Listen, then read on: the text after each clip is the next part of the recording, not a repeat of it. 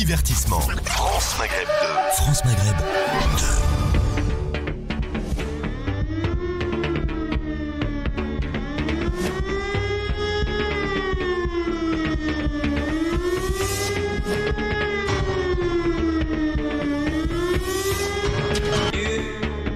Christophe sur France Maghreb 2. Bonjour à toutes, bonjour à tous, ravi de vous retrouver sur France Maghreb 2 pour une nouvelle semaine du LGF, le grand forum, votre émission de talk, votre émission de décryptage de l'actualité tous les jours de 16h à 18h avec vos avis qui nous intéressent sur France Maghreb 2 et vous allez pouvoir nous appeler tout au long de cette émission au 01 40 33 9000 pendant 2 heures avec aujourd'hui pour nous accompagner Madame Sabrina Oud, consultante. Bonjour Sabrina. Bonjour Chris, bonjour Gamal, bonjour. Bonjour à tout le monde. Mon cher Gamal, comment va-t-il là ? Très bien, et toi ? Alors tu vas nous parler du Covid au Maroc, toi ? Absolument. Du Covid au Maroc, très bien. Parce qu'il y a nos Covid marocains, ils ont découvert un oui. Covid marocain. Sérieux ? Non, je suppose que c'est la stratégie marocaine qui va être adaptée. Ok. Qui va être, voilà. Le programme de cette émission, donc le Covid marocain à la sauce Gamal Amina tout à l'heure sur France Maghreb 2. On s'interrogera sur la stratégie du gouvernement à s'entêter à ne pas vouloir fermer les écoles alors que de nombreux parents aujourd'hui ont fait de l'acte de désobéissance civile, on peut appeler ça ainsi, en ne mettant pas leurs enfants dans les écoles. La situation est gravissime, le virus circule à plein régime dans les établissements scolaires et pourtant Emmanuel Macron, le gouvernement s'entête à ne pas vouloir les fermer avec ce hashtag qui a été tout au long de ce week-end présent en TT avec plus de 150 000 tweets. Fermons les écoles. De nombreux parents donc sont passés à l'action en ne mettant pas leurs enfants à l'école. Et aujourd'hui, vous le savez, les nouvelles mesures applicables à partir d'aujourd'hui. Un cas de Covid, la classe est donc fermée. On s'interrogera sur le fait qu'il y a peut-être dans l'idée du gouvernement, en ne fermant pas les écoles, une idée de stratégie d'humilité collective. On se posera la question tout à l'heure. BDS, vous connaissez l'appel au boycott pour les produits israéliens. On en reparlera tout à l'heure avec Imen qui sera notre invitée. Elle est animatrice de BDS France. À la veille du Ramadan, mon cher Gamal, ma chère Sabrina, il y a des dates à éviter. Lesquelles ? Eh bien, vous le saurez tout à l'heure. Et puis, bien entendu, le quiz pour commencer cette émission. C'est parti pour le LGF. Soyez les bienvenus. Le grand forum. Christophe Fro sur France C'est moi. Maghreb 2. Le grand forum. Ouais. Et le quiz, c'est maintenant le quiz version éphéméride. Nous sommes aujourd'hui le lundi 29 mars, mes amis. Quiz. Je crois que le dernier quiz qui vous avait opposé avait été... parce qu'il y a 2 quiz maintenant. Oui. Un quiz chacun. Bah Gamal a eu le premier, j'ai eu le dernier. On va voir si... Gamal a eu l'histoire et moi j'ai eu le... On va voir... l'actu politique. Attends. On verra tout à l'heure, en fin d'émission. Première question, on est en 1949. Quel journal est fondé par un certain Jean Provost ? Jean Provost. Jean Provost. Je sais pas, le Nouvel Obs. Non, monsieur. Libération, François. Non, monsieur. Salut Nabil. Salut. En 49. Oui, 1949. François. Le Monde. Non. L'Humanité. Non, monsieur. Oh, non, c'est vieux ça. Ça commence par Paris. Paris Match. Paris Match. Ouais. Gamal, bravo. Qu'est-ce qui a été inauguré à Paris en 1989 ? C'est un musée ? C'est un musée ? C'est à côté d'un musée, oui. Mais c'est quoi exactement ? Ah, le Quai Branly. Non. C'est une statue peut-être. Ah, c'est la pyramide. La pyramide Yes. de Louvre. Ah, Bravo, bien joué. bonne réponse Sabrina. Pyramide de Louvre, 1989, inauguration. Qui est nommé Premier ministre en 1993 en France ? Chirac. Bérégovoy. Non, Juppé. Non. Bérégovoy. Non. Chevènement ? Non, Non, Chevènement. non, il y a jamais- Cresson. Non. Attends. Non, Jospin. Non. En 93. Oui. Ah, je suis bête. C'était Mitterrand. Ah, c'est Chirac. Non, c'est Non. pas Chirac. C'est pas Chirac en Bah, 93. Non. Mitterrand. Fabius. Non. C'est Sarkozy. Ah, Non. ça. Oui. Monsieur. Oui. Le plus jeune, c'est quand il s'appelle, j'ai plus son nom. En 93 ou 83 Fabius. 93. Fabius. Non. Fabius. Mais arrêtez de dire n'importe Non. quoi. Le jeune d'entre 93. Jospin. Non. Hollande. Non. Non. C'est incroyable. Jospin. Il s'est allié avec Nicolas Sarkozy en 1995, rappelez-vous. Ah, Juppé, c'est le meilleur d'entre eux. Non, mais non. Non, mais on parle de Avec Sarkozy. socialiste. Non, c'est pas un Non, c'est socialiste. pas Cherchez à mais droite. C'est qui s'est allié avec Sarkozy. Oui, Chirac, bah, il est non. pas- Bah, il y avait. Ils ont Ah fait oui, campagne Balladur. ensemble. Balladur, Balladur. merci. Édouard Balladur, 1993. Il s'était présenté à la présidentielle en 1995, Oui, vous en souvenez? Bah oui, maintenant si. Bon. Maintenant c'est évident. Gamal 2, Sabrina 1. Ok. Je cherche un écrivain, comédien, animateur de télé et de radio, cuisinier et critique gastronomique. Il est mort en 2016. Oh là. Il avait une grande gueule. Ah oui, c'est Berkoff. l'autre, le rasé. Jean-Pierre Coff, bonne Voilà, réponse. Le rasé. C'est de la merde. C'est de la merde. C'est ça. Jean-Pierre Coff. La Je grande cherche à présent une des premières speakerines à la télé Delia française, non monsieur, productrice, réalisatrice, et elle est née en 1921. Favre, non? Ah non, c'est peut-être la mère de Cône, non? Oui, mais qui? oh Absolument, là. elle est née à Paris. Ça va revenir. Alors, de Cône, c'est quoi sa mère déjà? Comment elle s'appelle? Enfin, c'est qui plutôt? Ouais, c'est c'est quoi? quoi Excuse-moi, Quoi, mais c'est ça quoi le vient nom? Le nom, on s'entend. Oui, voilà. Il y a Emma de Cône. Non, Non, c'est pas Emma de Cône, Emma, Emma, c'est toute jeune, Emma de Cône. Non, c'est la fille, la mère, c'est très connue, c'est les deux fondateurs quasiment de la C'est télévision. pas de si elle est Cône, son connue, nom. c'est que. Non, c'est pas de Cône, mais elle est Non. très connue, Ouais. je me souviens plus. Non, Le père, je vois le pas, mari, c'est je de vois Cône, pas. mais elle s'appelait. Jacqueline. Jacqueline. Oh là, Jacqueline. Jacqueline, comment? Je me rappelle plus, franchement. Jacqueline Joubert. Joubert, bah, Mère de Antoine Ah de ouais. Cône. c'est honte. Ouais, franchement. Je suis un Bon. peu char. Et elle est décédée le 8 janvier 2005. Ah oui, c'est vrai. Voilà. Et enfin, je cherche un acteur français né aux États-Unis en 1957. Un acteur français. Highlander. Ah oui, Chris- Chris Oui. Lambert. Oui, Christophe Lambert est une bonne réponse. Bravo, mon cher Gamal. Je l'ai eu aussi. Victoire. Quoi, tu l'as eu? Je l'ai eu aussi celle-ci. Ouais, je t'ai pas entendu. Bah si. Bah bon? Merde. Bon, bah, On écoute, en a pas 40 000 qui sont nés aux États-Unis. J'ai fait dire Christophe Pro, mais on m'a pas. Non, on m'a non, pas cru. non, il est né beaucoup plus tard, Christophe. Il est très jeune. Alors très Christophe jeune. Fraude. Voilà, c'est fraude, non, on fait pas de fraude ici. Non. Dans un instant, tiens, puisque tu as la parole, mon cher Gamal, tu vas la garder. On va parler du Covid Au Maroc. Maroc. C'est ça, hein? Absolument. C'est le nouveau variant. c'est Le ça nouveau variant? Non? La C'est- nouvelle stratégie? Nouvelle stratégie. Ah, très bien. Hâte de vous entendre, cher Gamal, dans un instant avec les auditeurs au 01 40 33 9000 pour intervenir. On parlera de BDS tout à l'heure et on est à quelques jours du Ramadan. C'est le 13 avril, Inch'Allah, que débutera le Ramadan 2021. Et il y a des dates à éviter. D'ailleurs, je salue mon ami Nabil, à qui je remercie. Il nous a ramené des belles dates d'Arabie Saoudite. Bien joué. Ouais, Elles sont c'est magnifiques. vrai. On va les c'est goûter. Mais quand tu dis que t'as des dates à éviter, Pardon. tu parles des jours. J'ai déjà Quoi mangé la moitié. Donc, Les dates, c'est les jours. Quoi, les jours? Bah, parce Date, qu'apparemment, date. le Non, 12, le les dates, 13. la date à manger. Non, j'entends bien. Oui. La dégla. Oui, non, Ouais, mais c'est la bon, dégla. n'importe quoi. Nabil, oui, qui nous a ramené des bonnes dates, mais quand même, on reste clair, mon cher Gamal. Les meilleures dates, elles sont où? Ah, T'as des aides. Bah voilà, on Bah, est d'accord. Évidemment. Hein, c'est les meilleures, voilà. Le- En particulier celle de Biskra, notamment. Allez, dans un instant, on est de retour sur France Maghreb 2, le LGF en ce lundi. Bienvenue tout le monde, excellente semaine et profitez du soleil. Ça va durer jusqu'à mercredi. Et puis bah après, ça va un peu baisser, donc profitez-en. À tout de suite. Ouais.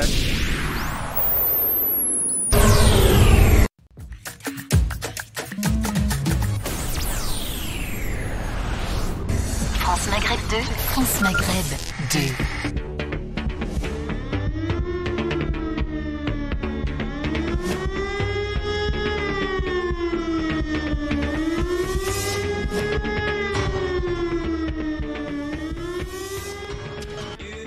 J'espère que vous allez bien, les amis. C'est lundi aujourd'hui, c'est le début de la semaine et tout va bien. Je l'espère pour vous. On parlera tout à l'heure de la fermeture des écoles. Ça a fait beaucoup de bruit tout au long du week-end avec donc ces différents variants, ce variant anglais qui circule à plein régime dans les écoles, dans les établissements.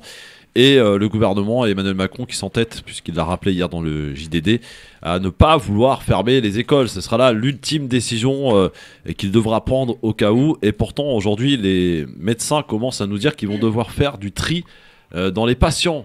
Bah, C'est-à-dire comme- qu'on comme va, si ça on se va faisait préférer pas des avant. gens plus jeunes Oui, que oui. des gens plus âgés. C'est-à-dire, ils nous le disent, s'il n'y a pas de mesures prises cette semaine, ça va se passer ainsi. À l'hôpital Bichat, vendredi soir, il n'y avait plus un seul lit de réanimation de libre. Au secours. La situation...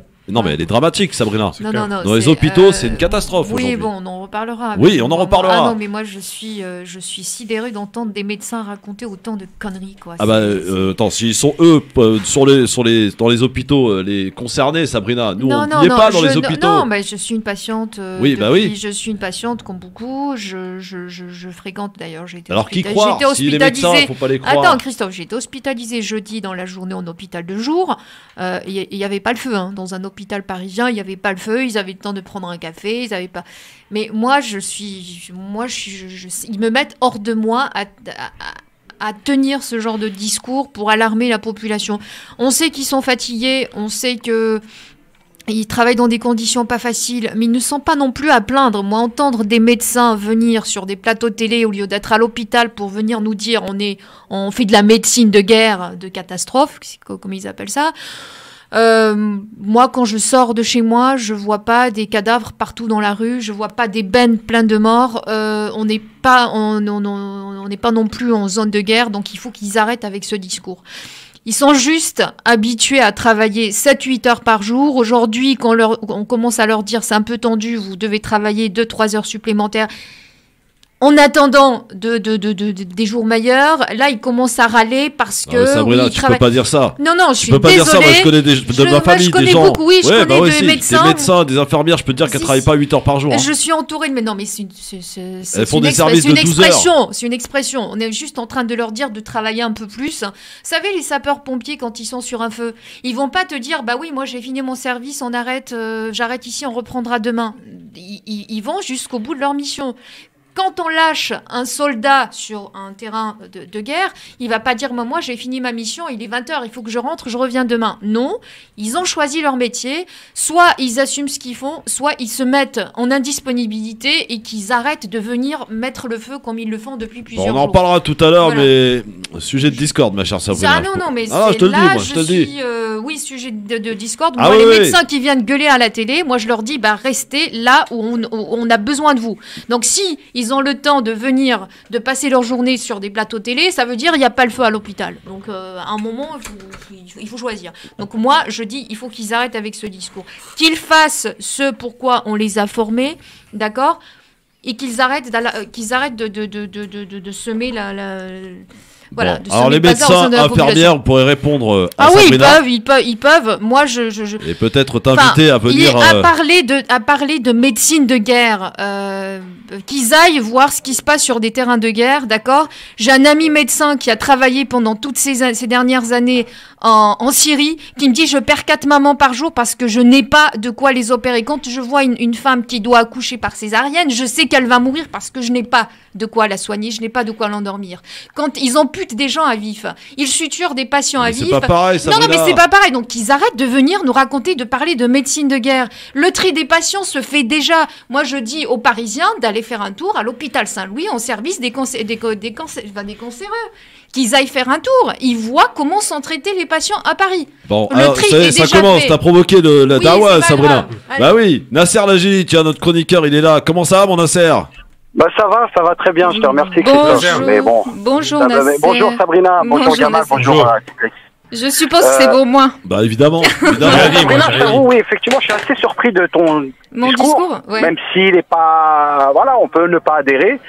Mais je trouve que dire que les médecins sont là pour travailler 7 heures, c'est pas vrai. Ils commencent habituellement tous à 7 heures et ils finissent à 19 heures. Mais c'est Nasser, c'était une expression. Juste je termine et après, si tu veux, il n'y a aucun souci, je te laisserai dire ce que tu as envie de dire.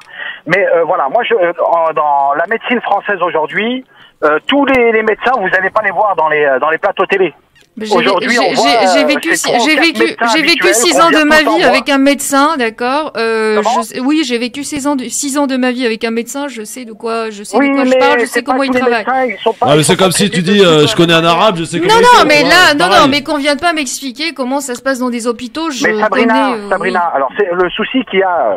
C'est pas la première fois que j'entends, on va dire ton discours, mais j'ai l'impression que tu as la réponse sur tout ce qui peut se passer en France.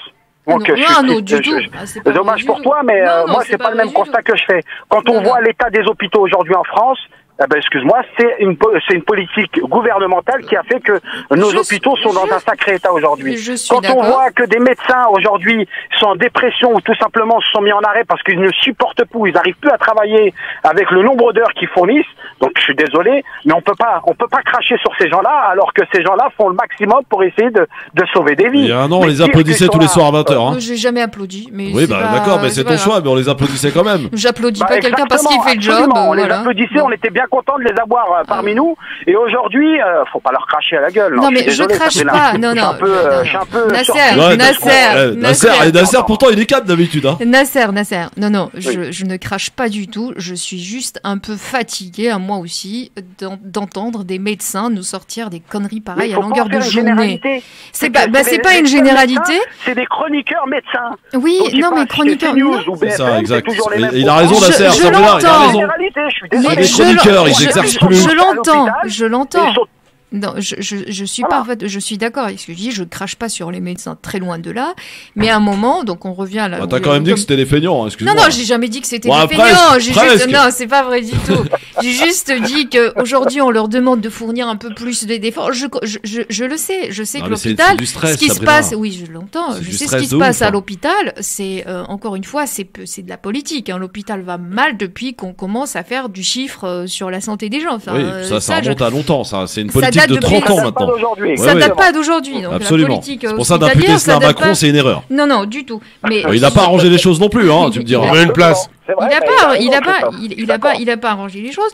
Bah, on parle du personnel soignant, on en manque. Le personnel en province est prêt à venir travailler à Paris. Sauf que les personnes. Le 3/4 préfèrent vivre. Non, Nasser, du personnel qui veulent venir travailler, donner un coup de main là où il y a des tensions, comme à Paris, par exemple. Sauf qu'on a du personnel qui sont venus filer un coup de main l'année dernière, qui ne sont toujours pas payés aujourd'hui. D'accord, la prime Covid pour les soignants, ceux qui y ont travaillé en dehors de leur lieu de travail habituel, ils ne l'ont pas reçu. D'accord ? Donc là, c'est politique, je suis d'accord, il va falloir revoir tout ça. Mais venir entendre des médecins nous dire qu'on fait de la médecine de guerre, je suis désolée pour la bêtise, qu'ils aillent voir ce qui se fait sur les terrains de guerre. Ce sont des médecins chroniqueurs, Sabrina. Ce sont des médecins chroniqueurs qui ne sont pas forcément sur le terrain. Alors qu'ils ne parlent pas de ce qu'ils ne connaissent pas. Entre les deux. Oui, donc à ce moment-là, qu'ils arrêtent de raconter des conneries. Il y a des médecins qui sont là et on les voit jamais et ils sont toujours dans les hôpitaux pour essayer de sauver des vies. Et on a des médecins aujourd'hui qui se sont autoproclamés comme chroniqueurs, soit chez TPMP. Après, ils sont 10, faut pas non plus en faire des tartines. Ouais, ils sont en même temps, ils sont pas nombreux, hein. Mais bon, c'est pas les 50 000 médecins qui exercent. Ils sont 10, mais en revanche, on peut pas les contredire parce qu'à chaque fois qu'on prend la parole, ils disent mais attention, vous n'êtes pas médecin, vous ne connaissez rien. Oui, c'est un peu comme un Raoult qui se prenait pour ingénieur, quoi. Maintenant, c'est ce qu'il en est. Merci pour ton intervention. Merci, tu m'appelles si tu veux, on en discutera avec plaisir. Merci Nasser. Salut Nasser. 01 40 33 9000. Bon, mon gamin, on t'a pas entendu, mais on en parlera tout à l'heure, hein, parce que Sabrina, elle a monté le débat direct là. Yes. Hein, elle a provoqué comme elle sait bien le faire. Mais on va parler par contre du Covid, mais cette fois-ci au Maroc. Yes. Alors c'est vrai que, bon gamin, avant que tu commences, il est vrai qu'ici en France, on avait vanté la réussite du Maroc quant à la stratégie de lutter contre la pandémie. Est-ce qu'aujourd'hui, un an après, le constat est le même, Gamal ? Absolument pas. Il y a deux choses. Alors, il y aura une chose qui plaira pas aux Marocains qui ont tendance à vouloir se raconter des histoires sur la réussite du pays, et une chose qui plaira aux Marocains sur la réaction a posteriori des autorités. La première chose, c'est que j'entendais beaucoup, et je me suis beaucoup pris la tête avec des frangins marocains, qui disaient « notre pays est bien géré ». J'ai même un ami qui était persuadé de cette bêtise et qui est parti tranquillement au Maroc en vacances, et il est revenu entre quatre planches. Voilà. Donc c'est tellement bien géré qu'il en est mort. En vérité, ça n'a pas été bien géré parce que, et comme tous les pays en général, le choc a été tel, et le Maroc n'est pas un pays très équipé sur le plan médical, il faut être très clair, et puis les hôpitaux sont payants, bref. C'est un système qui n'autorise pas à prendre en charge réellement la maladie et les malades. Donc le Maroc fait partie, et ça fera pas plaisir à beaucoup, mais c'est une réalité, la propagande française, parce que les Français ont des intérêts là-bas, nous a vendu la réussite du Maroc parce qu'ils ont équipé, c'est vrai, rapidement la population en masque, c'est vrai, mais le masque ne faisait pas tout, on le voit bien aujourd'hui avec ce qui se passe en France. Les moyens étaient disproportionnés, n'étaient pas disproportionnés, étaient inférieurs aux besoins qui étaient disproportionnés. Des masques parce qu'ils ont fabriqué aussi. Oui, parce que les Marocains fabriquent, donc ça faisait la différence. Donc effectivement, très rapidement, ils ont été équipés de masques, et tant mieux. En revanche, le processus de dissémination du virus s'est fait naturellement et malheureusement parce que c'est un pays touristique comme la Tunisie, et ils ont payé très chèrement un lourd tribut. Ça a commencé par Tanger, où c'était très impacté, très rapidement. Ils ont fermé Tanger, puis après, au fur et à mesure, les autres villes étaient contaminées. Il y a eu un pic avec l'histoire de l'Aïd, qui a augmenté la contamination, et le Maroc a perdu pied très rapidement. On est officiellement à 9000 morts. Statistique d'État, évidemment, qui ne peut pas vérifier sur le terrain. Ça, c'était un démarrage qui était tonitruant, mais qui avait été mensonger, puisqu'on se rend bien compte que le troisième pays le plus impacté en termes de nombre de morts en proportion de la population, c'est le Maroc. Il y a d'abord l'Égypte, ensuite il y a l'Afrique du Sud, et puis il y a le Maroc. Donc la gestion du Covid au Maroc n'a pas été bonne. La Tunisie avait bien démarré aussi. Malheureusement, aujourd'hui, c'est le pays en proportion de la population qui est quasiment le plus impacté, avec quatrième position, je crois. Ça, c'est des réalités. Après, il faut rendre grâce aux autorités marocaines, parce que ils ont mal démarré parce qu'ils étaient comme tout le monde choqués et surpris, mais ils ont bien réagi par la suite. C'était il y a 3 mois à peu près. On se rend compte aujourd'hui, j'ai quelques chiffres très intéressants qui parlent, en comparaison d'un pays sous-développé, enfin en voie de développement comme le Maroc, qu'on compare à la France qui est un pays développé. Les Marocains ont vacciné en double dose 7% de la population contre 3,7% en France. Sachant que la France est un pays qui est censé être développé. Les Marocains ont vacciné en totalité, je parle la première dose, 11,8% de la population contre 9,5% en France. L'état d'urgence a été décrété il y a 1 an, comme en France. On a imposé immédiatement les masques au Maroc parce qu'ils étaient disponibles. C'est vrai que là-dessus, ils ont été réactifs. Mais on a 9 000 morts in fine officiellement. Ils ont commandé très rapidement 65 millions de doses. 40 millions de doses chinoises, puisqu'il y a un rapprochement entre le Maroc et la Chine, de Sinopharma. Et il y a eu 25 millions de doses d'AstraZeneca, qui peut être controversé certes, mais dans tous les cas de figure, les Marocains utilisent les moyens dont ils disposent. Il n'y en a plus personne qui en veut de ce vaccin. Oui, ils continuent à vacciner avec. Alors ce qui se passe, c'est qu'on se rend compte d'une chose, c'est que les Marocains en plus ont fait des accords avec Pfizer, ils ont fait des accords surtout avec les Russes enfin. Sputnik avec 2 millions de doses. Donc les Marocains ont mis le paquet en accélération extraordinaire pour lutter de façon efficace contre la maladie. Et le résultat des courses, c'est qu'on commence enfin à sentir un infléchissement au Maroc de cette pandémie, puisque 11% de la population, des plus fragiles, ont été vaccinés et ils espèrent finir la vaccination d'ici 2 mois, semble-t-il, avec à peu près 40 ou 45% de la population vaccinée. Il n'y a pas d'obligation vaccinale, mais ils font le travail. Alors, évidemment, le Maroc, depuis 1 an, n'a pas un centime qui rentre dans les comptes, ni en tourisme, ni en résidents étrangers qui donnent l'argent, puisqu'ils sont tous sous tension.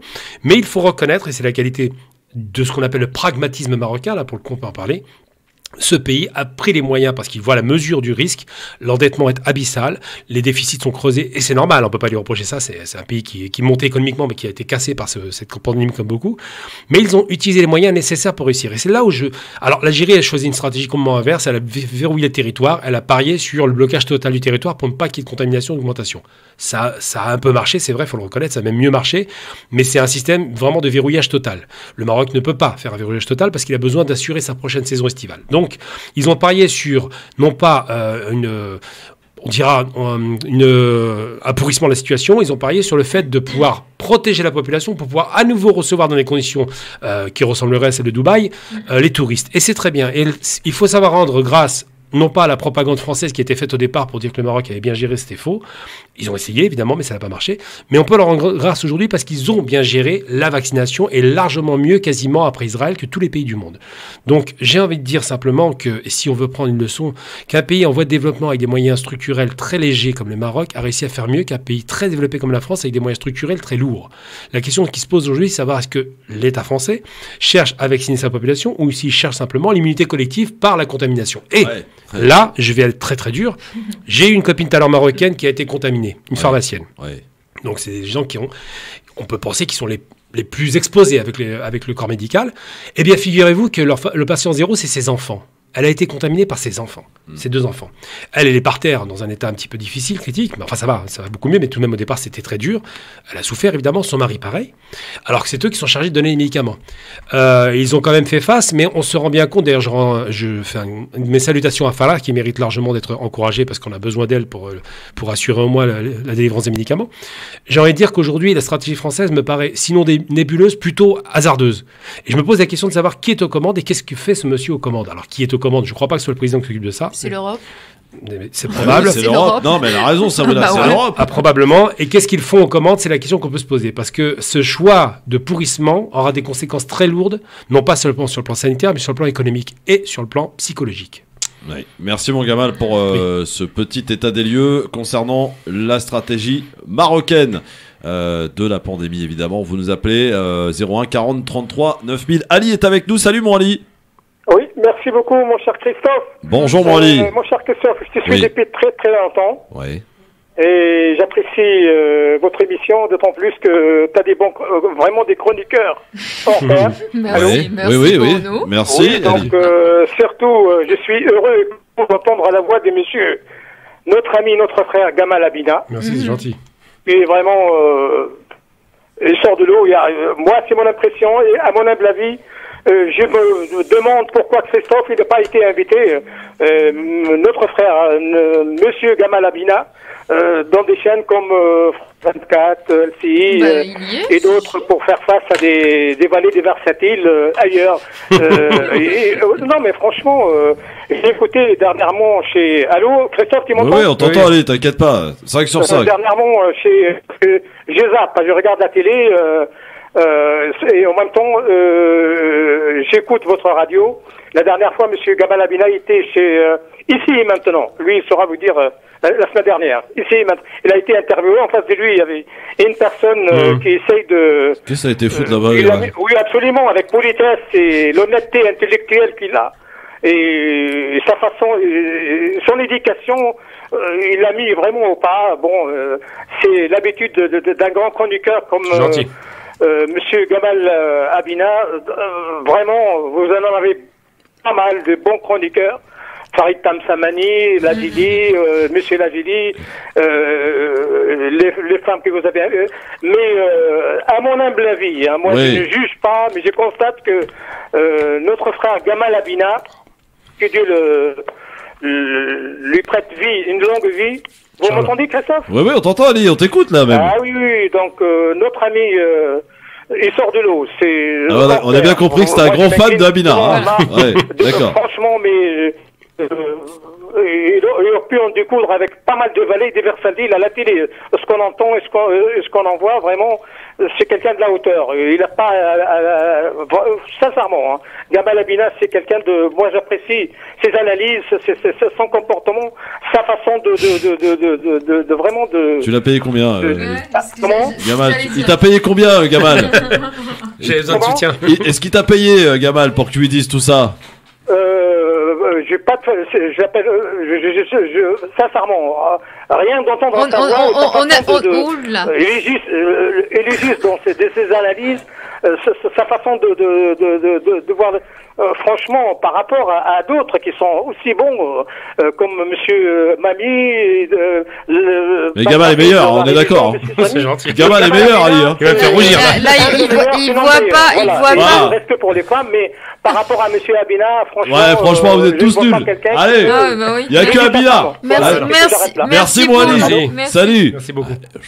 Tu l'as grassement payé quand même. Là, il m'a fait rougir. Là. Les auditeurs n'ont pas vu la tête de Gamal gonflée, quoi. Ah ouais, triplé de volume. Et après, Ali, tu te rends pas compte après comment on va faire, nous, parce que l'autre, il va se la raconter après. Bah ouais, ça va. C'est vrai, ouais, je suis le meilleur. Moi, il va vouloir venir tous les jours, le mec. Tu vois, j'ai été obligé de le freiner, tu vois.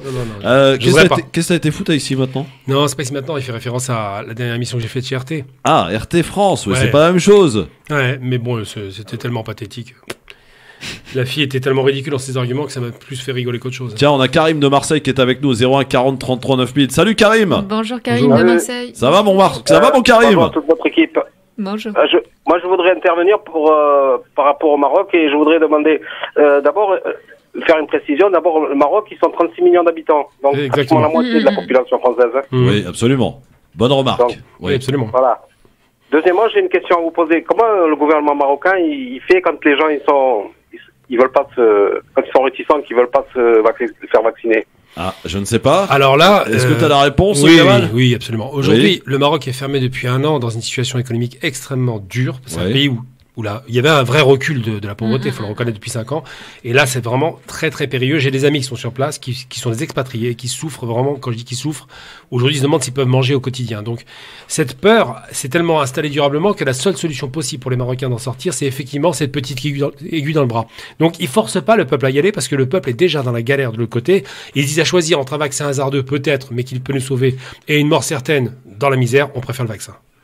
Mais donc ça répond pas à la question. Si ça répond, ils y vont spontanément. Les gens, la police va les chercher. Vous voulez, ils y vont directement. Il n'y a pas d'opposition. Il y a pas. Ah, c'est la police qui va te chercher. Là où l'armée, la police, il y a tout un tas d'institutions qui sont mises en place pour les chercher. Mais ils vont chercher les vieux d'abord pour les protéger. Ils sentent vraiment qu'on a envie de les sauver. C'est le sentiment qu'ils ont. Ils n'ont pas cette peur du vaccin, cette peur vaccinale qui se comprend en France. Mais ici, c'est quand même un luxe que là-bas ils n'ont pas.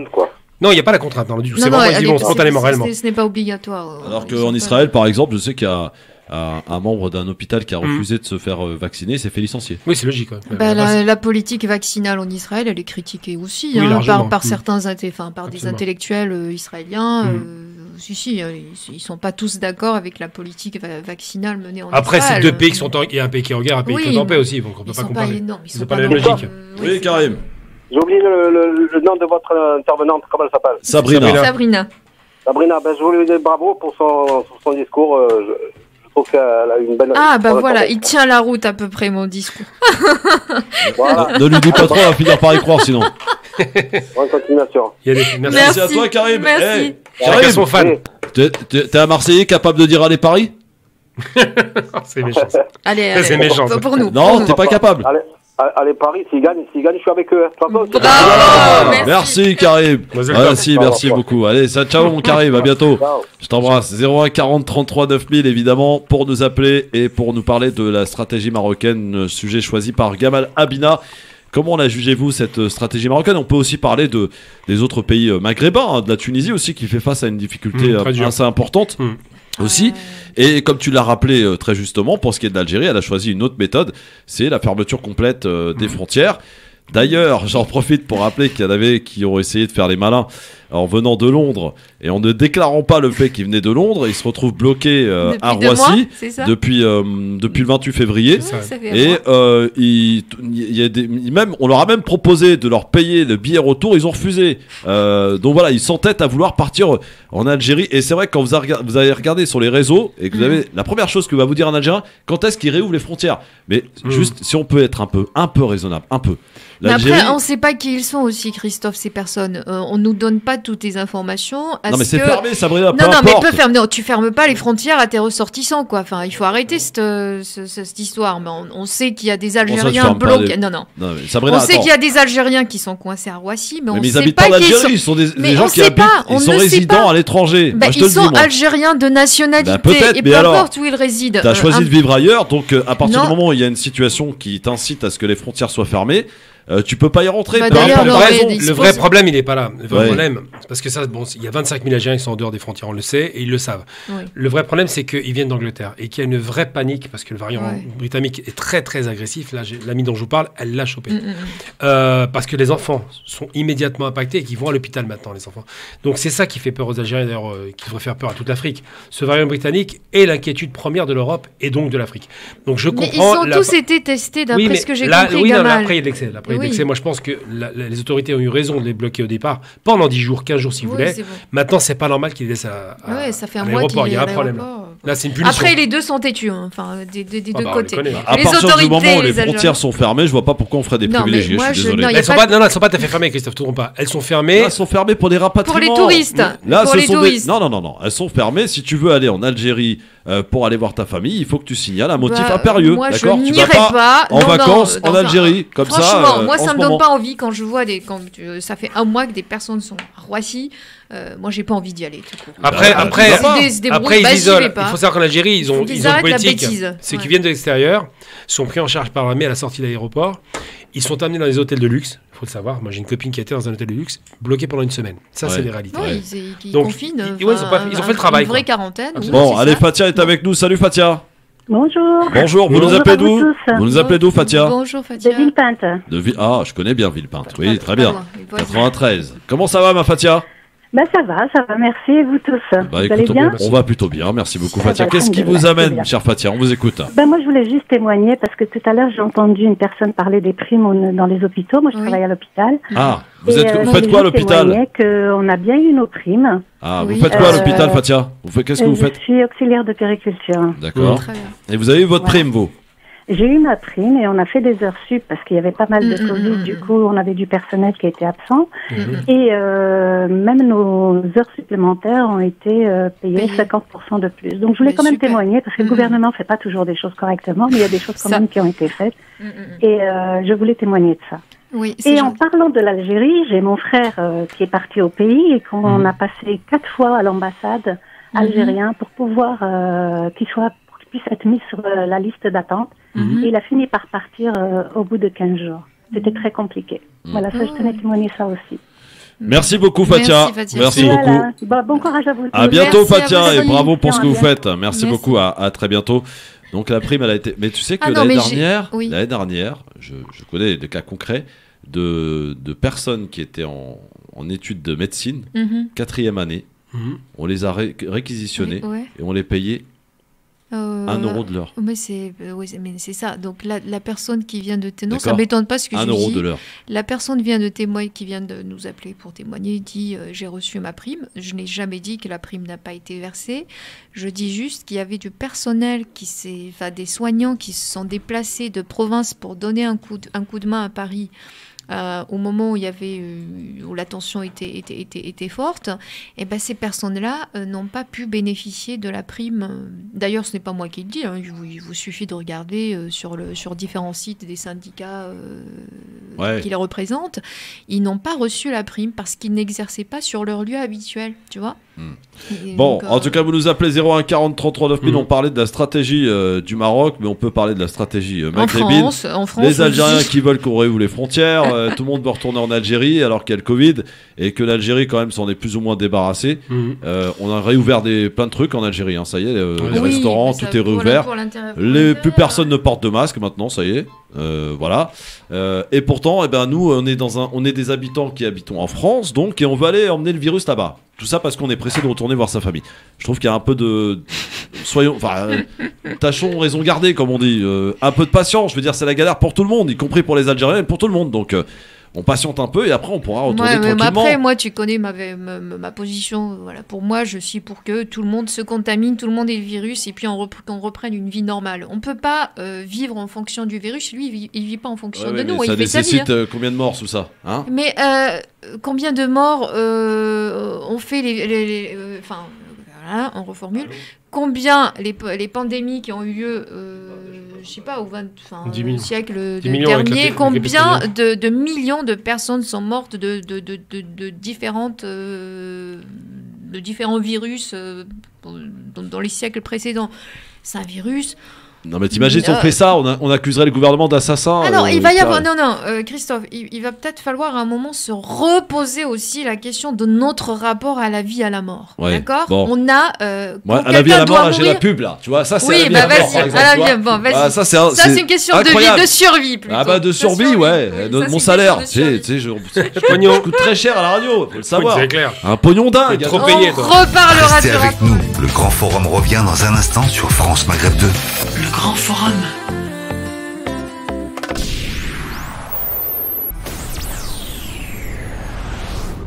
France Maghreb 2. France Maghreb 2.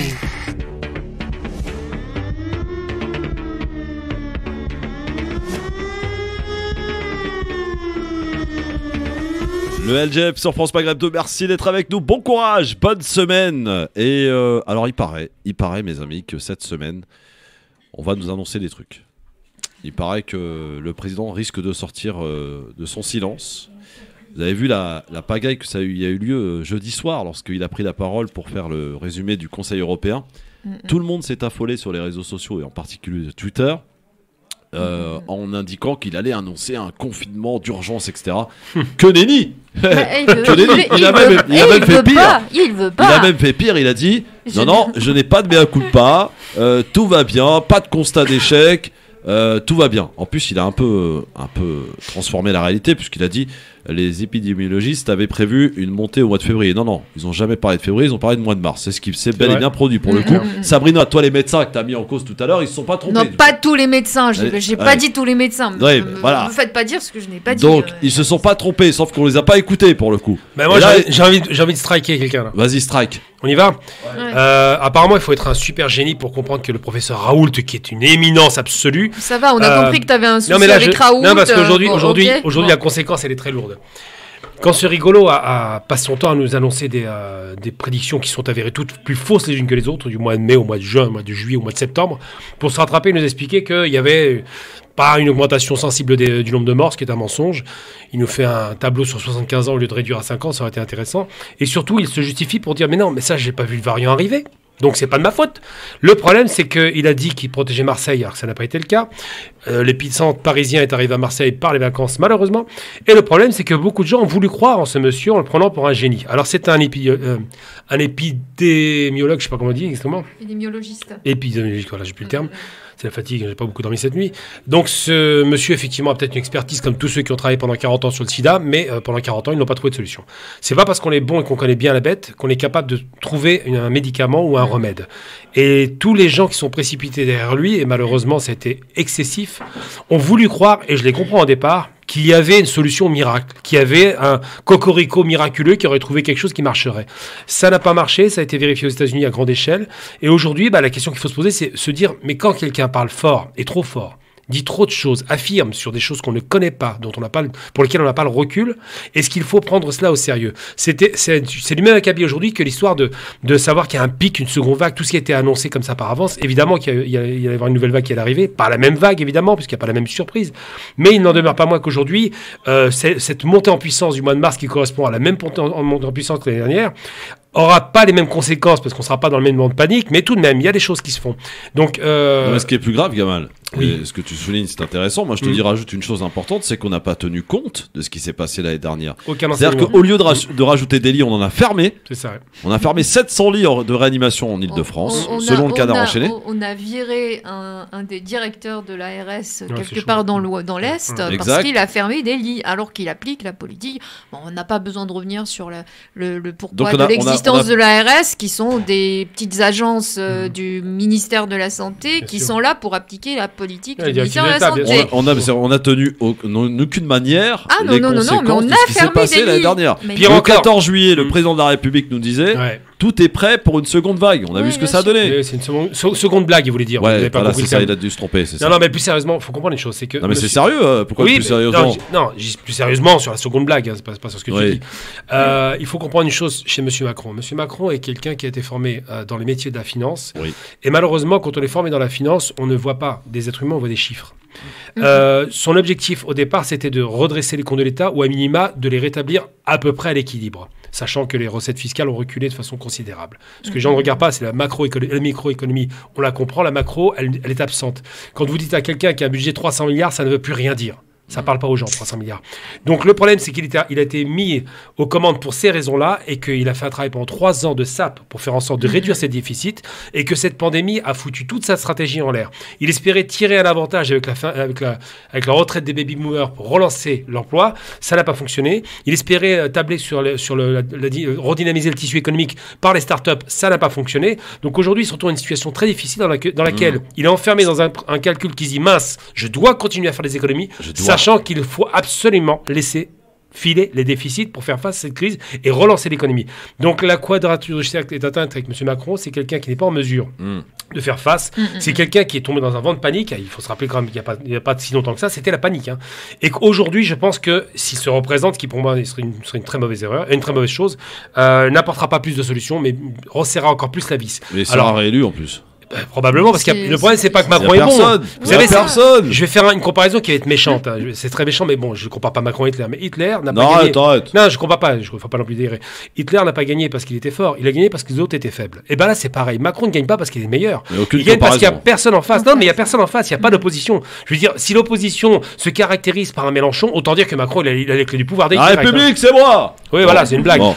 Dans un instant, on est de retour très vite, juste après le rappel des titres de l'actualité de ce lundi soir. Bon début de semaine. Merci d'avoir écouté. De choisir d'écouter France Maghreb 2. Bonsoir. Oui, Giscard d'Estaing vous remercie. France Maghreb 2. France Maghreb 2, service, info, musique, divertissement. France Maghreb 2. France Maghreb. Imen Habib sera notre invité dans un instant. On va parler de BDS, animatrice pour la campagne BDS. Pour l'instant, Abdel est avec nous, nous attend depuis tout à l'heure. Salut mon Abdel. Salut Christophe, salut à tous. Bonjour, oui, alors Abdel. moi j'ai entendu Gamal, je le remercie. Gamal, il nous a fait comprendre qu'il y a d'autres pays qui s'en sortaient mieux avec le Covid. Et avec la propagande, on n'en parlait pas. Par contre, la dernière fois quand je suis venu dans ta radio, Christophe, j'avais dit, oh là là, ce que j'avais pas dit parce qu'on m'a crucifié. J'avais dit que je trouvais pas normal qu'on fait l'éloge d'un pays comme Israël sans parler l'aspect néfaste que fait Israël, comme si on voulait nous le faire oublier. Et qu'est-ce que j'ai pas été manipulé et amené dans tous les côtés dans ta radio, et je crois que Sabrina en faisait partie. On m'avait dit oui, vous je êtes m'en rappelle, je vous interdis de dire ça. Non, Il y a quelqu'un qui jamais m'avait dit ça. Oui, je voudrais juste terminer, Madame Sabrina, parce que vous avez l'habitude de pas nous laisser terminer. Non, parce que quand on vous racontait des bêtises, il vaut mieux arrêter avant d'aller Laissez-moi plus loin. Mais terminer. je vous en prie. C'est quoi le propos? S'il vous plaît, laissez-moi terminer. Voilà. Et donc là, moi, tout ce que je voulais expliquer, c'est que quand, par exemple, j'ai vu une émission sur l'Arabie Saoudite, on dit, voilà, l'Arabie Saoudite vaccine bien, l'Arabie Saoudite fait ceci, cela, mais après on dit, oui, mais Monsieur Abdel Salman empêche les femmes de conduire, ils mettent la charia. Et Christophe, tu m'avais dit aussi, mais Abdel, dis-moi quel pays s'en sort mieux qu'Israël. Ça veut dire, il y a par exemple le Portugal, on en parle pas. C'est faux. Ils ont coulé, le Portugal. Ils ont coulé, Abdel, le Portugal.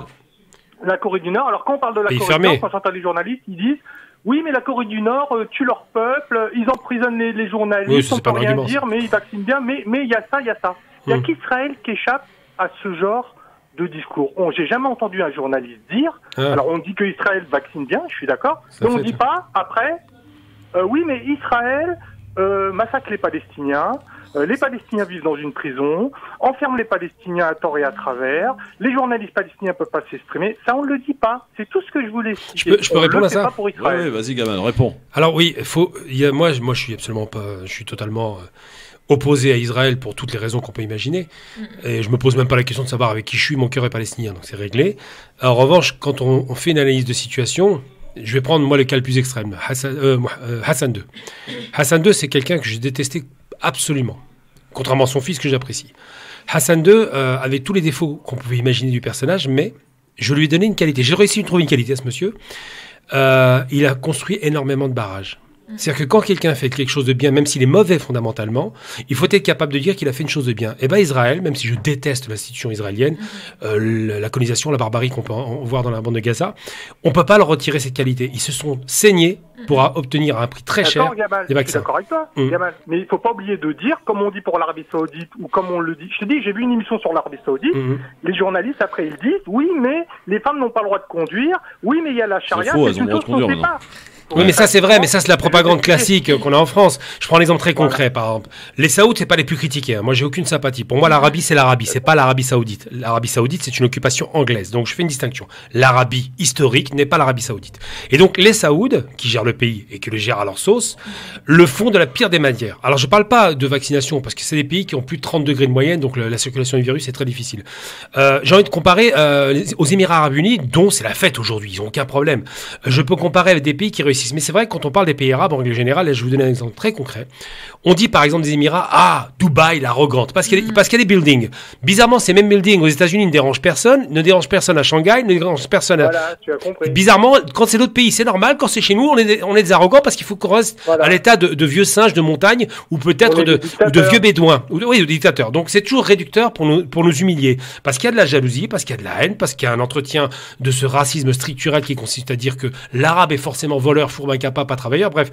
Donc ça, c'est vrai. Après, là, on parle d'une pandémie mondiale. Il est évident que ceux qui ont mieux géré, parce qu'ils ont des avantages comparatifs aux autres, je parle sur un plan sanitaire, c'est l'Afrique. Non, pas Israël, c'est l'Afrique. L'Afrique traditionnelle a une gestion de la pandémie qui est extraordinaire, pour deux raisons. La première, parce que c'est des gens qui ne se bombardent pas aux antibiotiques, donc ils ont un système immunitaire fort, parce que c'est une population évidemment qui est jeune, mais surtout parce que c'est des médecins locaux qui bossent. Ils ont vraiment fait un travail local qu'on a méprisé pendant longtemps, qui a fonctionné. Ils sont ils ont boosté leur défense avec des produits naturels. Donc l'Afrique au sens subsaharien, je ne parle pas l'Afrique globale, l'Afrique subsaharienne, hors Afrique du Sud, a une gestion de la pandémie qui est extraordinaire. Et ça, il faut le souligner. C'est le seul endroit au monde. Après, pour la Corée du Nord, bon, il faut être très clair. La Corée du Nord, c'est le dernier régime stalinien, c'est un pays qui est fermé. Il y a des choses qui se passent là-bas qui sont difficiles, c'est vrai. Il y a une propagande aussi coréenne qui est très forte. Mais on ne peut pas comparer la Corée du Nord, qui est un pays fermé militairement, avec les autres. Il y a quand même un minimum à avoir. Je suis d'accord avec toi, Gamal. Je suis d'accord. Mais j'insiste quand même. Le mais, après avoir dit les élanges d'un pays, après dire mais chez eux c'est comme ça, chez eux c'est comme ça, chez eux c'est comme ça, c'est très fréquent chez les journalistes, mais quand il s'agit de Israël... Oui, c'est la géométrie variable, on est d'accord, oui. Bon, c'est vrai. Abdel, oui. Je vais juste reprendre un petit peu, oui, je me rappelle très bien de cet échange, c'était avec Emmanuel, il me semble. Non, Henri. Il m'a traité on pouvait pas dire ça, non. C'était une honte. Parce que, non, ça n'a rien à... Je n'ai pas dit ça d'abord. C'était Pierre-Henri. Non, du tout. Non, c'est Pierre-Henri. Non, j'ai pas dit ça, d'abord. Pierre-Henri, il est comme ça, lui. Oui, mais après, non. J'étais juste en train... D'abord, cette conversation remonte à plus d'un mois. Et en un mois, il y a eu beaucoup de choses qui ont changé. Il y a un mois en arrière, Israël menait la meilleure politique vaccinale au monde. Je ne dis pas le contraire. Bah si, vous nous appelez pour dire... Non, à l'époque, il nous a appelé pourquoi vous parlez d'Israël alors que vous ne parlez pas de la Palestine, alors que vous ne parlez pas de la guerre, alors que le sujet n'était pas là. On peut critiquer... Mais non, mais la propagande, la journalistique, tout ce que vous voulez, mais c'est comme ça, c'est le jeu, d'accord? Moi, j'ai arrêté... Oui, on n'a pas le droit de pas être d'accord. Moi, j'ai juste mon point de vue à moi. Mon point de vue, c'est que souvent, je raconte des choses que j'ai vues. Moi, je n'écoute plus la télé quand il parle d'Arabie Saoudite, quand il parle d'Iran, de la Palestine, d'Israël. Moi, qu'est-ce que je fais? Je prends ma valise, mon passeport et je vais sur place. D'accord? C'est ce que je Sabrina, fais. Excuse-moi. Oui. Admettons un enfant à l'école. On dit qu'il traumatise toute la classe. Il les déroule, il les frappe tous les jours. Et du fait qu'il a des bonnes notes, on dit Boué, cet élève, c'est le meilleur de la classe. On va pas parler de ce qu'il fait aux élèves. Non, mais là, on ne parlait pas de la politique coloniale. On parle de la gestion de cette pandémie, Abdel. Il ne faut pas non plus mélanger. Abdel, il j'ai compris la son propagande raisonnement journalistique en France, c'est de dire on vante le pays, mais on n'hésite pas à dire mais pas qu'en France, c'est partout. Israël, non, jamais. Après, Israël, c'est une fabrication française, donc c'est logique. Oui, bah écoute, mais après, c'est la méthode. C'est plutôt anglaise. Franco-anglais, c'est les side Merci Christophe de m'avoir compris, ça fait du bien. Non, mais on a compris, c'est juste que là, on parle de la politique vaccinale, on ne parle pas de la politique coloniale, machin truc. Il a dit qu'il était d'accord avec ça. Bah non, la dernière fois, non. Je me rappelle, il était là. On a bien géré la vaccination, mais quand on parle d'eux, on dit pas mais... Ils font ça aux Palestiniens, c'est un pays colonisateur le seul au monde, ils souffrent, mais pour les par exemple, pour la radio, on le sait depuis toujours. J'ai vu une émission sur l'Arabie Saoudite, on a dit que c'était un pays formidable, mais non, j'ai compris ce qu'il veut dire.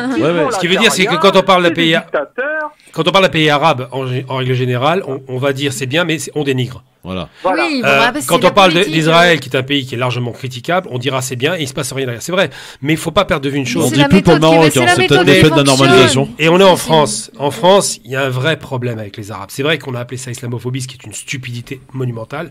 Ils n'ont pas de problème avec les musulmans sénégalais, maliens, ouïghours, ça ils s'en fichent complètement. Ils voient le bougnoul, c'est les Arabes. Donc l'islamophobie, c'est une blague. Et je le dis et je le répète. Merci mon Abdel, on t'a compris en tout cas. T'as bien fait de rappeler. Mais non, mais t'inquiète pas, je t'en veux pas. En plus, j'ai jamais dit que tu racontes. Quand je te dis que tu racontes des bêtises, quand quelqu'un raconte des bêtises, en général, je l'arrête. Non, c'est pas des bêtises, Sabrina. Je te dis ce que j'entends. Précisément ce qu'elle dit là. On en reparlera quand le sujet se Merci moi Abdel, je t'embrasse. À bientôt. Au revoir Abdel.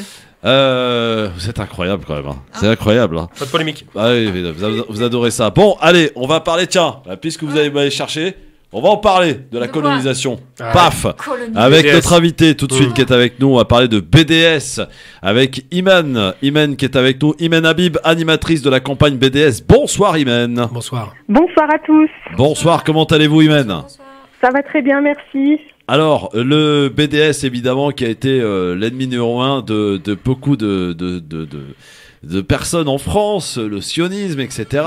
De Manuel Valls, on se rappelle, il était farouchement opposé à BDS. Il y a même une loi d'ailleurs presque qui a failli passer visant à interdire le fait de faire de l'appel au boycott. Si je dis pas de bêtises, bien entendu, mais le BDS ça fonctionne et c'est ça qui dérange en fait. Oui, tout à fait. Comme vous le rappeliez, ça fait maintenant plusieurs années qu'on est soumis à beaucoup d'attaques, on va dire, de responsables politiques pour dénaturer le motif, les objectifs et la nature de BDS. Des attaques qui ne fonctionnent pas puisque la campagne BDS, je vais peut-être vous rappeler pour les auditeurs qu'est-ce que c'est exactement. Ce que veut dire BDS, pour commencer. La campagne BDS, boycott des investissements sanctions, est née en Palestine, a été lancée par plus de 170 associations de la société civile palestinienne qui en 2005 ont lancé cet appel autour de 3 revendications. Le premier des objectifs, c'est la fin de la colonisation et de l'occupation des territoires palestiniens. Le deuxième, c'est l'égalité pour les Palestiniens d'Israël. Et le troisième objectif, c'est le droit au retour des réfugiés palestiniens, qui est un droit inaliénable. Il faut savoir que ces 3 revendications s'inscrivent complètement dans le droit international. Il y a des résolutions de l'ONU qui légitiment cette campagne. Et donc cette campagne, elle est antiraciste, elle est non violente, elle s'inspire directement de la lutte contre l'apartheid en Afrique du Sud. Et aujourd'hui, elle est internationale.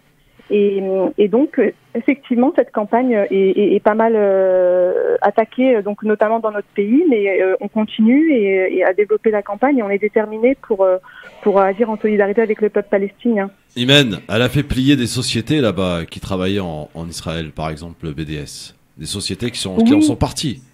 Tout à fait. Effectivement, on mène une campagne depuis plusieurs années. En fait, alors il y a le B de BDS, donc le B c'est le boycott. Et là, on s'adresse effectivement à des entreprises qui sont soit sont dans les colonies, soit sont installées en Israël et qui participent de ce fait à l'oppression du peuple palestinien.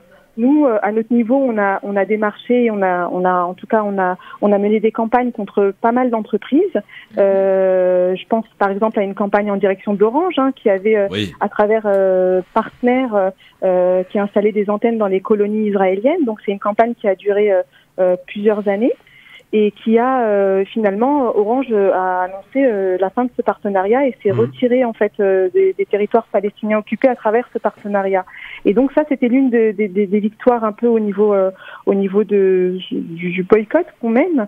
Mais effectivement, c'est de dire aux entreprises aujourd'hui, vous ne pouvez pas participer ou en tout cas tirer profit de l'expropriation, de l'expulsion des Palestiniens de leurs terres, finalement, parce que concrètement, c'est ça dont il s'agit en fait, en contribuant, en s'installant soit dans les colonies, soit en Israël, et en faisant du commerce comme si de rien n'était. Et ben en fait, c'est le peuple palestinien qui est directement victime de ça. Je crois que vous avez fait un listing BDS de produits à éviter, cher Imen. Oui, tout à fait. Alors en fait, ce qu'il faut savoir, et moi ce que j'aimerais beaucoup rappeler, parce que tous les ans, ou en tout cas assez régulièrement, on voit beaucoup de listes assez interminables de produits. Oui, c'est vrai. Quand on les regarde, c'est vrai que ça fait flipper. On se dit c'est bon, on va arrêter de se laver, on va arrêter de manger. C'est ça. On ne peut plus rien acheter, on ne peut plus rien consommer. Et en fait, nous, on appelle vraiment au niveau de la campagne BDS France, et au niveau, nous, on relaye la société civile palestinienne, et la société civile palestinienne, elle a lancé un appel, on va dire, stratégique au boycott, c'est-à-dire qu'elle cible des entreprises, elle cible des campagnes, et on n'appelle pas à tout boycotter, en fait. On appelle uniquement, des fois, par exemple, je vais pas donner de marque, mais on voit des entreprises, de larges entreprises, on appelle au boycott. Non, nous, on appelle uniquement au niveau de la campagne BDS à boycotter des entreprises israéliennes ou dans les colonies. Voilà. Enfin, de toute façon, principalement dans les colonies, ouais. Et d'ailleurs, mais pas seulement d'ailleurs, je vais vous citer un autre exemple. Par exemple, en ce moment, on mène une campagne en direction de Puma, l'équipementier sportif que beaucoup de gens connaissent, parce que Puma affilie des clubs sportifs, des équipes israéliennes de football, qui affilient des clubs des colonies israéliennes. Et donc, Puma ne veut pas entendre justement qu'ils sont en train de soutenir concrètement l'apartheid israélien. Et nous, aujourd'hui, on appelle au boycott de Puma pour ces raisons-là. Donc c'est pas seulement des entreprises israéliennes dont on appelle au boycott, mais les principales entreprises. On a mis en place nous une liste de produits à boycotter que tous les auditeurs peuvent retrouver. Peuvent retrouver sur le site de la campagne BDS France, c'est www.bdsfrance.org. Et vous allez voir, cette liste, elle est pas longue, parce que nous, on cible vraiment des entreprises qui participent à l'oppression du peuple palestinien. D'accord. Alors, il y a le Ramadan qui approche là, bientôt, Imen. Et il y a quelque chose qu'on achète évidemment pour le Ramadan, c'est les dates. Absolument, absolument. Et c'est pour ça aussi qu'on a mis en place une information au niveau des dates. Justement, là, le Ramadan approche. Il faut savoir qu'en fait, la culture des dates est l'activité agricole principale de près de 50% des colonies illégales de la vallée du Jourdain en Palestine occupée. Et donc, ça contribue fortement à leur viabilité économique. Et donc, nous, en fait, on appelle vraiment au boycott de ces dates parce que elles participent concrètement et réellement sur le terrain à l'expropriation, à la confiscation des terres palestiniennes. Alors, je vais vous donner quelques marques pour que vos auditeurs soient au courant. Donc, il y a la marque Meadrine, Adi Klein, Jordan Valley, Jordan Plants, Jordan River, Bethsheva, Solomon. Nous, on a lancé sur le site de la campagne, toujours en page d'accueil, vous allez voir un article qui s'appelle « Boycottons les dates de l'apartheid israélien ». Et là, il y a pas mal d'informations, justement, à l'approche du Ramadan notamment, pour informer, justement, et aussi faire de la sensibilisation, parce que ce qu'on voit aussi, c'est que dans les supermarchés et chez les commerçants, malheureusement, ce qu'on nous dit, c'est que oui, les arguments, enfin, je veux dire, ils sont pas forcément entendus, et en fait, il doit y avoir une certaine éthique aussi dans la consommation et de se dire que justement, peut-être plus qu'autre chose, les dates, ça contribue concrètement à travers la terre à l'oppression du peuple palestinien. Donc être très vigilant au niveau de l'achat des dates et demander aussi des comptes aux commerçants, demander voilà, nous on veut de l'éthique, on veut acheter des dates qui ne participent pas à l'oppression d'un peuple finalement. J'avais été, je me souviens, Imen, dans une boucherie dans le 77, je vais pas nommer le nom de la boucherie parce que voilà. Et on avait vu des belles dates, etc. Et je lui demande, ça vient d'où, tu sais? Moi, je pensais qu'elle allait me répondre, je sais pas, Tunisie, Maroc, Algérie. Elle répond Israël. Ah ouais, oui, c'est chaud quand même. Vous avez aucune éthique, rien? Bah non, ça n'a rien à voir. Voilà, nous, alors, on est commerçants. Le problème qui se pose à cette, et donc c'est bien qu'on parle. De toute façon, les meilleures dates c'est l'Algérie, donc cherchez pas ailleurs. Bon. C'est qu'on pense pas suffisamment aux ouvriers qui travaillent, qui sont souvent des Palestiniens. C'est bien beau d'appeler à boycotter telle ou telle marque, tel ou tel produit sur place, surtout des produits, des fruits et légumes de première consommation. Qui sont produits en terre palestinienne, certes, mais la plupart des ouvriers sont palestiniens. Donc, quand on appelle au boycott et qu'il y a moins de produits, donc en gros, on appelle à ce qu'on arrête, on cesse la production. Et les premiers pénalisés sont les ouvriers palestiniens. Bah là, je vais être catégorique là-dessus. Attends, laisse répondre Imen là-dessus, parce que c'est un argument qu'on entend, hein, ça. Hein. Oui, bien sûr. Oui, tout à fait. C'est un argument qu'on entend et c'est très important de le poser. Et moi, ce que je tiens à rappeler là-dessus, parce que c'est vrai que c'est une question de principe, c'est-à-dire que ce que je tiens à rappeler, c'est qu'en fait, c'est pas nous qui avons lancé la campagne BDS. Et que justement, les Palestiniens aujourd'hui, quand les Palestiniens ont lancé cette campagne, ils ont posé les pour et le contre. Ils ont posé y compris ce qui allait leur desservir. Et en fait, je pense que la dignité et leur liberté a pris le dessus en fait sur tout ça. C'est-à-dire que c'est eux qui demandent aujourd'hui le boycott, le désinvestissement et les sanctions. C'est très important la question qui est posée, parce que c'est pas nous, à notre niveau, qui avons lancé la campagne BDS. Les Palestiniens savent le prix à payer. Et le prix à payer, notamment avec ce que disait Madame, c'est-à-dire qu'il y a des Palestiniens, effectivement, qui travaillent dans les colonies. Mais aujourd'hui, en soutenant et en menant cette campagne BDS, qui est à l'appel de la société civile palestinienne, et notamment beaucoup de syndicats agricoles et d'agriculteurs et de fermiers qui font partie aussi de la société civile palestinienne, ils disent notre liberté est plus importante finalement, notre dignité, parce qu'il s'agit de dignité, c'est plus important que des questions économiques, etc. Et par ailleurs, les travailleurs, les ouvriers qui travaillent dans ces exploitations n'ont pas les mêmes droits du travail que les Israéliens. Bon, alors bouge pas, Imen, bouge pas, on va se faire une petite pub tout de suite, rapidos, et on est de retour avec toi, avec Gamal Abina qui souhaite te poser les questions, et puis moi j'en ai encore quelques-unes évidemment, mais en tout cas pour parler des Palestiniens, moi personnellement, à titre personnel, j'ai rarement vu un peuple aussi courageux. Vraiment, rarement. Ça mérite d'être signalé. À tout de suite sur France Maghreb.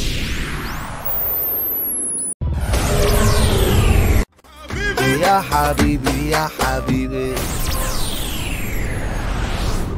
France Maghreb 2, France Maghreb 2. Le LGF sur France Maghreb 2, Gamal Abina et Sabrina Oud. Gamal Abina qui a eu le véritable fan club aujourd'hui. Incroyable. Sabrina Oud est plutôt calme aujourd'hui. Oui, c'est vrai. Mais t'as quand même eu un fan club, j'ai entendu. Il y a eu un fan club, j'ai entendu tout à l'heure. Ah, moi, j'ai eu un fan club. Allez, le quiz, c'est parti. Le quiz. Alors, s'ils ont révisé l'actu là. Les cocos. Avec mes petites questions en rapport avec l'actualité de ce week-end. On va voir si vous avez suivi un peu ce qui s'est passé. Qu'est-ce qui s'est passé ce week-end ? Quelle personnalité politique a enflammé Twitter ce week-end ? Aucune idée. Ah bah attends, laisse-moi terminer. Pour ses propos qu'elle a tenus d'ailleurs sur BFM TV, où elle a affirmé que les personnes blanches pouvaient assister à des réunions mixtes, mais doivent se taire. Mais c'est Pulvar. D'ailleurs, elle avait oublié sa jupe. Je vais réviser D'ailleurs, elle avait oublié sa jupe. Comment ça, elle a oublié sa jupe ? Non, mais en fait. Il y a la vanne là, attention. C'est une blague, c'est une blague. Ça commence à vanner, c'est ça. Non, ça vanne pas, mais vous pouvez regarder, c'est pas moi qui dis, il y a des photos sur Internet. Voilà, merci. C'est pas grave. Bon. Première bonne réponse de Sabrina Oud, qui a révélé dans le journal du dimanche hier que rien n'est décidé quant à un nouveau tour de vis. Castaner, c'est Castaner. Non, c'est pas Castaner. Castex. Il était. Macron. Bonne réponse. Voilà. Coup de peau. Un partout. Ah, il y avait Castaner quelque part. Je m'en fous de Castaner. Je parle de Macron. C'est Macron. Qui a déclaré samedi soir sur France 2 à l'occasion du SIDAction. Jusqu'à mon dernier souffle, je porterai cette cause comme je l'ai promis il y a 35 ans au premier malade du sida. Lynn Renaud est une bonne réponse, Sabrina. Yes. Quel ministre s'est dit prêt à s'engager pour 2022 pour aider Emmanuel Macron? Ouais, Il s'est même c'est dit qui, c'est Valls. prêt, pas du tout. Il Non. s'est même prêt, n'exclut pas de se présenter à un scrutin. Bah, Quel ministre? Philippe, c'est Philippe. Non. Non. Quel ministre en activité là? Castex? je vois Non. Castaner? Non. J'ai dit un ministre. Castaner, il est plus ministre. Ah, c'est vrai, je vais Qui a parlé ce week-end quand tu Qui as est dit ministre en plus, François il dit. Oui, quel ministre? Vite. Ah, c'est je vois pas. c'est pas la bonne femme, comment il s'appelle? Non, c'est un monsieur, il est au ministre de la Justice. Qui? Ah oui, c'est Moretti. Moretti, merci Moretti. Sabrina. Ouais. Dupont-Moretti. J'ai pas entendu. Un classement des pays dans lequel apparemment, qui a été élu comme pays le plus heureux de la planète pour la 4e fois La consécutive. Suède, c'est la Suède. Non, madame. Non, pas du tout. Quel est le Norvège. pays? Non. La Suisse. Non, non plus. Non, c'est le pays où on est le plus heureux. C'est un C'est des pas pays Oman? c'est un des Non. pays nordiques, Pays-Bas. Pays nordique. Ah, C'est un des pays Norvège, nordiques. Finlande. Non, Finlande. Bonne réponse. Ouais, Finlande. C'est facile. Quel pays a annoncé qu'un test PCR négatif de moins de 72 heures serait exigé à la frontière terrestre à partir de demain avec la France? Le Maroc? Partout. Non, avec la France. L'Algérie? Ah. Non. L'Espagne. L'Espagne. Yes. Bonne réponse, victoire de Sabrina Hood dans le quiz Actu qui fut bien Machallah. débattu quand même. Voilà, rendez-vous demain les amis, on sera de retour avec Emmanuel Dupuis et Rudy Kazi. Oui. Mercredi, on aura Philippe Boriaki, Audrey Pronosti et Nasser Lagili bien sûr, et Oui. son thé à la menthe. Le jeudi, nous aurons Karim Alouache et monsieur Pierre-Henri. Et vendredi, Farid Tabsamani et Tarek Mami. Voilà le programme de la semaine et des chroniqueurs. Rendez-vous demain. Merci mon Gamal. Merci Chris. Ça y est, Merci bah, à je t'ai nos raconté, il va auditeurs. crier T'as vu partout. Non, Je mais suis bah, le Bora je des suis- chroniqueurs. Ils l'ont même. Ils Voilà. ont pas vu la tête gonflée là depuis tout à l'heure. Il n'y a pas que la tête qui a gonflé d'ailleurs. Les hein. chevilles aussi. Les chevilles. Sabrina, Je merci. m'arrête là. beaucoup. Merci Chris. Merci. Je m'en vais. Dans un instant, vous allez retrouver Medjed qui va vous accompagner jusqu'à 20h. Il ne sera pas seul comme tous les lundis puisqu'il y aura Chehneri qui sera là dans quelques instants pour vous divertir, vous accompagner. Une excellente soirée à l'écoute de France Maghreb 2 qui va se mettre bientôt au cœur du Ramadan puisque le Ramadan approche. Je rappelle les dates selon le calcul astronomique. Le 13 avril, mardi 13 avril sera probablement le premier jour du mois béni du Ramadan du 13 avril pour le premier jour au 12 mai pour le dernier jour, soit un Ramadan de 30 jours. L'Aïd sera le 13 mai et correspondra au jeudi de l'Ascension, donc ça sera férié pour tout le monde, c'est formidable. Voilà pour les dates annoncées. Bonne soirée à tous et merci de votre écoute et de votre fidélité. Rendez-vous demain sur France Maghreb 2 dès 16h. Ciao tout le monde. C'était l'émission Le Grand Forum avec Christophe Froh sur France Maghreb 2. France Maghreb 2. Merci de rester France Maghreb 2 dans un instant. Donc Medjed, il va vous accompagner avec son rire inimitable, avec sa joie et sa bonne humeur dont on a l'habitude de retrouver sur France Maghreb 2. Et vous l'entendez derrière moi, on l'entend déjà rigoler. Medjed sera avec vous dans un instant sur France Maghreb 2 avec Chehneri. Bien entendu, rendez-vous dans un instant juste après les infos.